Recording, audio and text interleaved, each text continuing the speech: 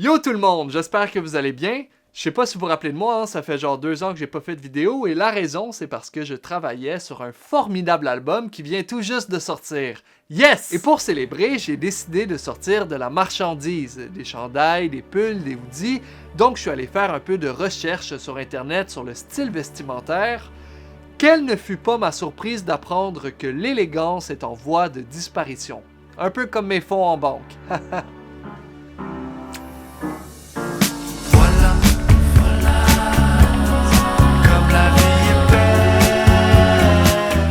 Nous regardons souvent des photos venues du monde d'hier, des scènes de films et ainsi de suite, où on voit globalement, c'est il y a quelques décennies à peine, à peu près tous les hommes ont le souci minimalement de l'élégance. Ils sont tous en veston, ils sont tous en cravate, ils ont tous le souci finalement de se présenter de belle manière à la société. 50 ans plus tard, c'est le sentiment de relâchement généralisé, l'élégance, une idée presque oubliée, une idée devenue dont on se moque quelquefois. Alors je vous poserai la question, que s'est-il passé? Eh bien, pour bien comprendre ce qui est en train de se passer, je vous propose qu'on écoute ensemble cette formidable émission diffusée sur CNews dans laquelle un gars nous explique, grosso modo, pourquoi le déclin de l'élégance est en train de nous mener tout droit vers le chaos. C'est parti. Plus rien à voir ici, c'est fini, rentrez chez vous. Il y a évidemment mai 68 qui est passé par là, avec cette remise en question des codes de nos grands-pères. Moi-même, mon papa, qui nous a quittés il y a 2 ans, a rejeté les codes de son propre père. Donc moi, j'avais comme modèle, non pas mon propre père, mais plutôt mon grand-père. Attends, t'es en train de me dire que ton rapport obsessionnel à la masculinité prendrait racine dans ta relation conflictuelle avec ton père? Qui aurait pu penser?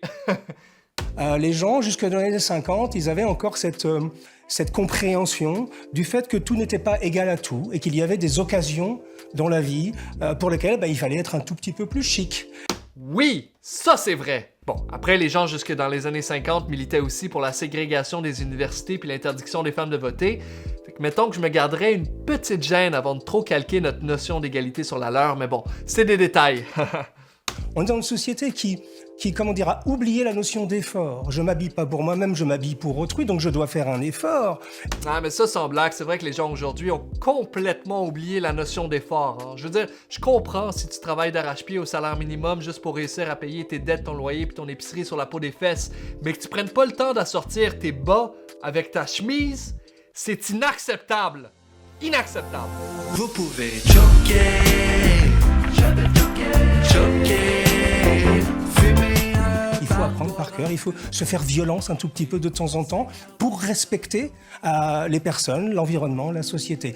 Non, mais ça, c'est quelque chose qu'on oublie beaucoup trop souvent. Hein. S'habiller en veston-cravate dans la vie de tous les jours, c'est avant tout une marque de respect pour les autres et non pas, contrairement à ce que certaines mauvaises langues disent, une vague tentative de te rendre plus intéressant que tu l'es vraiment. Franchement! Il y a quelques semaines maintenant, quelques mois, on a vu les députés de la France Insoumise se présenter à l'Assemblée nationale revendiquant fièrement leur refus de la cravate, leur refus de ce que l'on croyait être les normes élémentaires de l'élégance vestimentaire chez les parlementaires. Oui. Comment avez-vous compris cette déclaration de guerre à l'élégance à l'Assemblée nationale?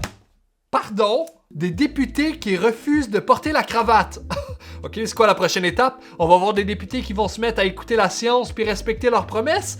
Non, c'est pas ça la politique, man. La politique, c'est des messieurs en cravate qui foutent rien. Point à la ligne. Personne ne s'offusque d'ailleurs au passage que l'on mette sur des boîtes de nuit tenue correcte exigée. Ah, mais à l'Assemblée nationale, on n'est pas obligé d'être aussi bien habillé que dans une boîte de nuit. Mais passons.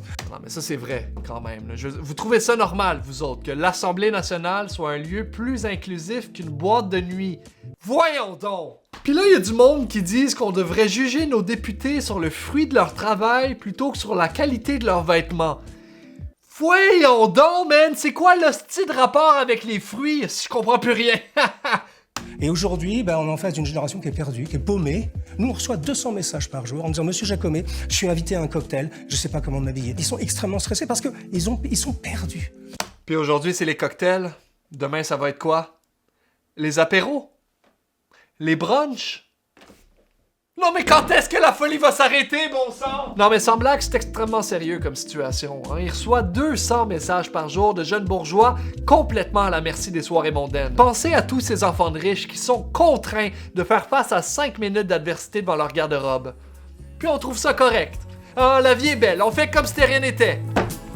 C'est dégueulasse. Dans mes bras.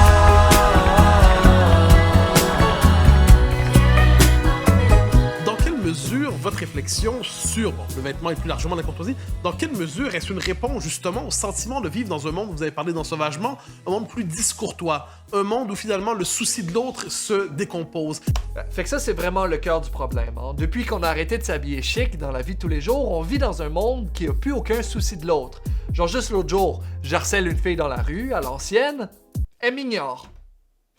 Non mais, où est le respect? Je vous répondrai avec une citation de François Cheng, de l'Académie française. François Cheng a donné récemment une interview au journal Psychologie, il y a 2 ans, je crois, et il disait quelque chose comme « La beauté nous rend meilleurs ». La beauté nous rend meilleurs. Ça, c'est vrai. D'ailleurs, c'est pour ça que c'est correct d'intimider les gens laids. C'est des mauvaises personnes! Yes! D'ailleurs, je mets au défi quiconque de me donner un exemple d'une personne qui a déjà fait la moindre mauvaise action avec une cravate autour du cou. Bonne chance avec ça. Et donc, cette notion de beauté et de bonté doit aller ensemble. Et c'est là que notre sujet commence un tout petit peu à s'élargir et tutoie la politesse, la gentillesse, L'art de la conversation. l'art de la conversation civilisée. Bon. Alors évidemment, mettre un veston, ça fait pas toi quelqu'un de poli, gentil et civilisé. Par contre, c'est vrai que ça peut donner l'impression que tu l'es. En psychologie, on parle d'effet de halo. En gros, une caractéristique que tu trouves positive chez quelqu'un, genre la trouver attirante, va avoir tendance à rendre les autres caractéristiques de cette personne plus positives. Autrement dit, bien s'habiller, c'est gaslighter la société à penser que t'es aussi une bonne personne. T'en fais ce que tu veux. Il y a une quinzaine d'années, quand j'ai commencé à prêcher dans le désert, vous savez, j'étais comme dans un virage du Parc des Princes, comme si j'étais tout seul avec une pancarte « Vive la cravate » et qu'en face, j'avais une armée de mecs en survêtement Adidas et avec les hoodies sur la tête. Ok, fait que d'un côté, la cravate c'est beau, puis de l'autre, les hoodies puis les survêtements Adidas, c'est laid. Bon, c'est quand même intéressant comme façon de voir les choses, parce qu'il faut quand même se rappeler que les préférences vestimentaires, c'est foncièrement subjectif. Genre au 17e siècle, le summum du style, c'était d'avoir un gros crisse de trucs blancs autour du cou. C'est plus tellement ça aujourd'hui. Et donc parfois, ça peut être pertinent de se demander qu'est-ce qui influence nos préférences vestimentaires. Genre, c'est-tu un hasard que les vêtements que tu donnes comme exemple pour exprimer le concept de la laideur aient tendance à être portés par des gens du même groupe socio-économique? C'est-tu vraiment avec les survêtements Adidas que tu as un problème, ou plutôt avec les gens qui ont tendance à les porter? J'ai reçu récemment quelque chose qui m'a transpercé humainement.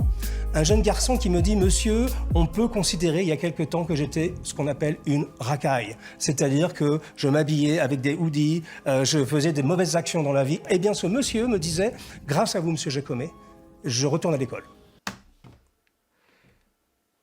Va chier. Bon, alors déjà, fucking débraise, monsieur Jacomet, parce que c'est quand même ironique que tu te présentes comme un sauveur de la société alors que tu contribues à la marginalisation des jeunes comme celui qui t'a écrit. Peut-être que d'imposer des standards vestimentaires qui excluent les jeunes avec des hoodies, c'est pas la meilleure manière pour les intégrer à la société.